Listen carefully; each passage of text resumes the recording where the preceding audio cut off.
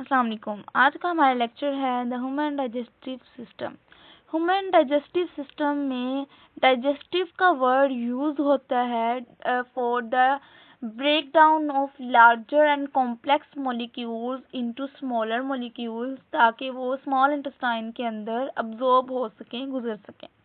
तो डाइजेशन में हमारे पास 5 फेजेस आती हैं। सबसे पहला है इंजेशन, फिर है मूवमेंट, फिर है केमिकल एंड मैकेनिकल डाइजेशन, फिर अब्जॉर्प्शन एंड एलिमिनेशन। सबसे पहले है डाइजेशन की टाइप्स क्या हैं। डाइजेशन की 2 टाइप्स हैं, मैकेनिकल या physical digestion, second one chemical digestion. जो मैकेनिकल डाइजेशन है उसमें सबसे पहले च्यू आता है यानी चबाना, टीयर यानी तोड़ना, ग्राइंड यानी उसको पीसना, मैश यानी जिसमें स्लाइवा मिक्स करके हम उसको मतलब मैश करते हैं, और मिक्स वही हो गया।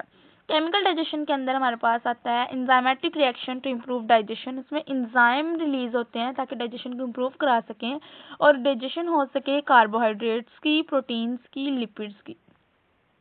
नेक्स्ट है इसको डाइजेस्टिव सिस्टम ऑर्गेनाइजेशन में हम इसको गैस्ट्रो इंटेस्टाइनल यानी जीआई ट्रैक भी बोलते हैं।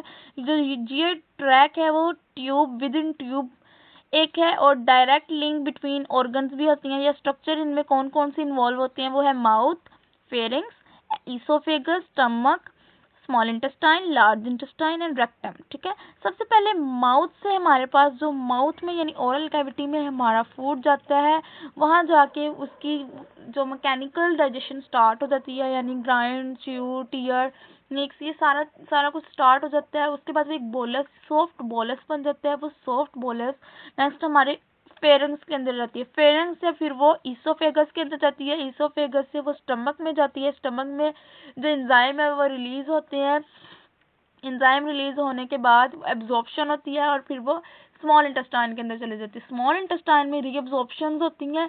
रीअब्जॉर्प्शन के बाद वो लार्ज इंटेस्टाइन में जाती है। लार्ज इंटेस्टाइन में मजीद हम उसमें जो है वो अब्जॉर्प्शन रीअब्जॉर्प्शन होती हैं। देन वो रेक्टम के पास जाती हैं। रेक्टम थोड़ी देर के लिए स्टोर करते हैं एंड देन वो एक्सक्रीट आउट हो जाती हैं।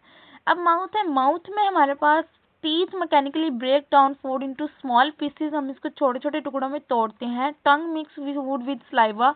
टंग जो है वो स्लाइवा के साथ मिक्स कर देती है, जिसके अंदर अमाइलेज होती है which help down in break down of starch. उसके बाद एपिग्लोटिस जो है वो हमारे पास सेकंड स्ट्रक्चर आता है, जो एक फ्लैप लाइक स्ट्रक्चर होता है बैक ऑफ द थ्रोट, जो कवर करता है ट्रैकिया को और प्रिवेंट करते हैं फूड ताकि वो ट्रैकिया यानी जो हमारी सांस की नाली है उसमें ना आ जाए।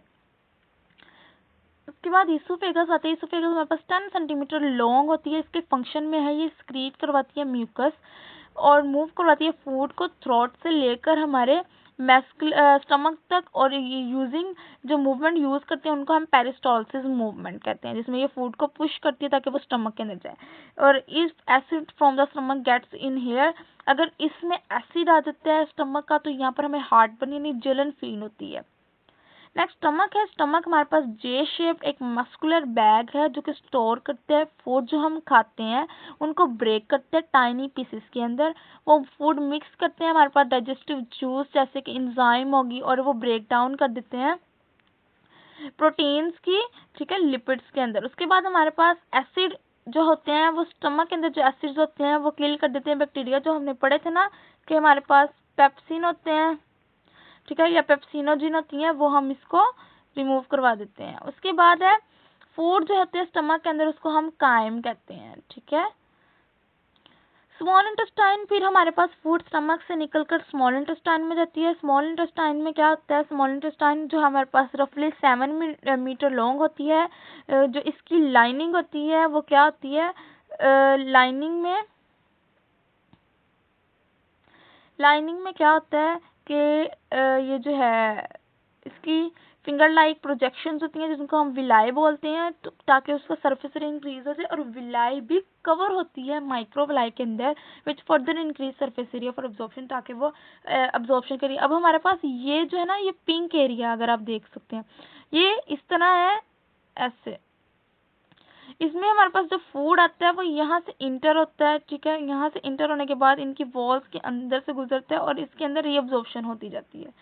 उसके बाद है, अब ये देखें जरा, अगर आप स्ट्रक्चर देख रहे हैं तो ये स्टमक की लाइन हमने एक, ये सॉरी स्मॉल इंटेस्टाइन की हमने एक लाइनिंग ली है, इसको सॉरी, ये देखें अब यहाँ पर अगर आप इनको खोल के देखते हैं, इनके अंदर आपको इस तरह का एक स्ट्रक्चर प्रेजेंट है। इस स्ट्रक्चर के ऊपर ऐसे प्रोजेक्शंस निकली हुई हैं। इन प्रोजेक्शंस को हम विलाई बोल रहे हैं, ठीक है, इनको हम विलाई बोल रहे हैं। विलाई भी कवर्ड है उन, ये देखें, अगर आप इधर देखें विलाई का स्ट्रक्चर, विलाई के स्ट्रक्चर के ऊपर यहाँ आपको कुछ ये मिलेंगी प्रोजेक्शन, जिनको हम माइक्रोविलाई बोल रहे हैं, ठीक है, ताकि उनका सरफेस एरिया इंक्रीज हो सके। यहाँ पर हमारे पास वेन्स हैं जो कि ब्लड कैरी कर रही हैं टू हेपेटिक पोर्टल वेसल्स तक। ये मसल्स की लेयर है, ठीक है, ये सारा इसका स्ट्रक्चर है। नेक्स्ट चलते हैं हम स्मॉल इंटेस्टाइन की। फिर अब nutrients from the food pass करते हैं to blood stream to the small intestinal wall, जो हमने पहले वॉल्स पढ़ी, ठीक है। अब्जॉर्ब क्या करते हैं, ये 80% इंजेस्टेड वाटर जो अब्जॉर्ब करते हैं, वाइटामिन्स को, मिनरल्स को, कार्बोहाइड्रेट्स को, प्रोटीन्स को, लिपिड्स को, और सेक्रीट करते हैं डाइजेस्टिव एंजाइम्स को।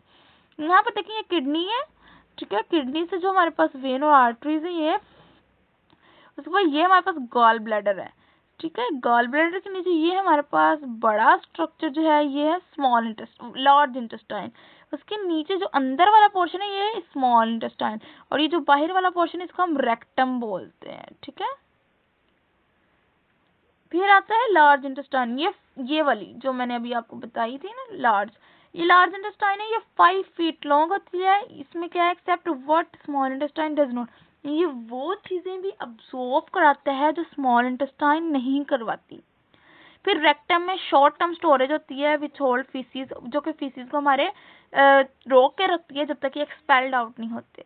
नेक्स्ट है लार्ज इंटेस्टाइन के फंक्शन क्या है। ये लार्ज इंटेस्टाइन है हमारे पास, इसके फंक्शन में सबसे पहले बैक्टीरियल डाइजेशन है। बैक्टीरियल डाइजेशन दो तरह से होती है, फर्मेंट कार्बोहाइड्रेट्स की और प्रोटीन ब्रेकडाउन की, ठीक है। ये अब्सॉर्ब करती है ज्यादा वाटर को और कंसंट्रेट वेस्ट को। फिर इसके साथ एक्सेसरी ऑर्गन्स होते हैं, यानी कि ये है पैंक्रियास, ठीक है। ये हमारे पास क्या है, मेजर ड्यूडिनल पेपिलाई, ये पेपिलाई है, ये छोटे छोटे जो, ये गॉल ब्लैडर है हमारा, ठीक है। और ये वाला सुराख जिजिनम है, आप देखें जरा, और ये ड्यूडिनम है, और ये इसमें म्यूकोसा फोल्ड्स होते हैं। ये क्या करते हैं, not a part of food digestion but play a critical role. क्या क्रिटिकल रोल प्ले करते हैं कि जो ये होते हैं ना गॉल ब्लैडर, ये एक एंजाइम रिलीज करता है, बाइल जूस को रिलीज करता है जो डाइजेशन में हेल्प करते हैं। लिवर क्या करता है, ये directly effected digestion by producing bile, ये बाइल को प्रोड्यूस कराता है, गॉल ब्लैडर बाइल को स्टोर करता है। Bile help digest fast fat को डाइजेस्ट कराने में हेल्प करता है, filter out toxin and waste including drug and alcohol, जितने भी ड्रग्स और अल्कोहल या टॉक्सिन्स आते हैं उनको भी रिमूव कराता है। गॉल ब्लैडर क्या करता है, स्टोर करता है, जैसे पहले बताया कि स्टोर करता है बाइल्स फ्रॉम द लिवर से लेकर रिलीज करता है इनको स्मॉल इंटेस्टाइन के अंदर। ये fatty diets can cause gallstone, जितनी भी फैटी डाइट्स हैं वो गॉलस्टोन फॉर्म करती हैं। गॉलस्टोन जब भर जाते हैं तो फिर गॉल ब्लैडर को रिमूव कराना पड़ता है। पैंक्रियास क्या करते हैं, प्रोड्यूस करते हैं digestive enzyme to digest fat, carbohydrates and protein, और ये ब्लड शुगर को रेगुलेट करता है बाय प्रोड्यूसिंग इंसुलिन। सो ये था आज का हमारा लेक्चर जिसमें हमने पढ़ा डाइजेस्टिव सिस्टम, और हमने देखा कि डाइजेस्टिव सिस्टम में बेसिक स्ट्रक्चर था जो माउथ से लेकर वो इसोफेगस के बाद स्टमक के बाद स्मॉल इंटेस्टाइन और फिर large intestine and then rectum.